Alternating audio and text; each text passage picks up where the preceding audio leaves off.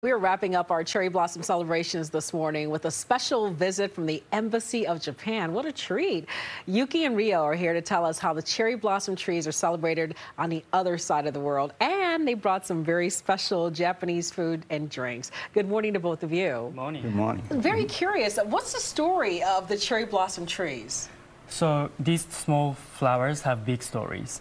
So original gift of 3,000 cherry blossom trees were gifted in 1912. And First Lady Helen Taft and Viscountess Chinda, who is wife of the then ambassador, planted the very first tree in the tidal basin. And that's how we've become like this whole thing. From one gift, it bloomed this whole sort of tradition. So the original trees gifted, are they still in D.C.? Yes, it's there. Yeah? Right. Can you tell where they are? At the tidal basin, obviously, right next to the Japanese lantern. Okay. Yeah, you can Google it. Is there a marker that kind of shows what it is? Not really. No, you just have to kind of figure it out. Okay. Yeah. So the traditions surrounding the trees, how did that begin? I know not just you go look at them, but there are other traditions around them. What are those and how did they start? Yeah, cherry blossom tree has been very special flower for us. It literally has been depicted by different form of Japanese art for more than 1,000 years. And one of the traditions we do is hanami, which is basically we picnic under the cherry blossom trees. Okay.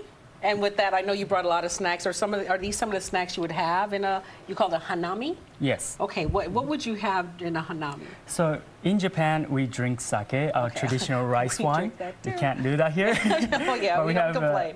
A non-alcoholic version of sake here, which is great. Yeah. Yeah. And so people have that, and what sort of finger foods would they have? I know you've got a bowl here. What is this? Is this something that you would have? Yeah, so when it comes to the cherry blossom, we're gonna have a big festival, like Sakura Matsuri Street Festival, and like the Japanese grocery all the way. Some of them come from like New York or Atlanta. Okay. And this is kind of a traditional Japanese fish cake stew. Fish cake stew. Yeah, Okay. Simmered in the dashi broth, and it's really popular, such as ramen and sushi, but pretty less known here in DC. Right. So that's why This is something you would eat during the festival?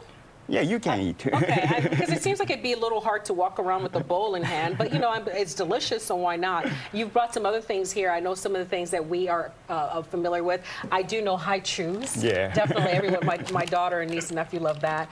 What else do you have? What are some of the other traditions? And we have about a minute left. You just want to share something with us quickly? Yeah, the ramen, when it comes to ramen, every state have a different taste of ramen. Yes. And we will sell those kind of the products. And they are pretty new here in DC. And I know you even have a vegetarian one that we just found out this morning. Yeah, those of the ramen, it's really kind of looks like the food of animal. But the version is vegetarian. Yeah. So, well, I love that this is the tradition that we've got here, and it's sort of, we share each other through the cherry blossoms and help to, raise cultural awareness.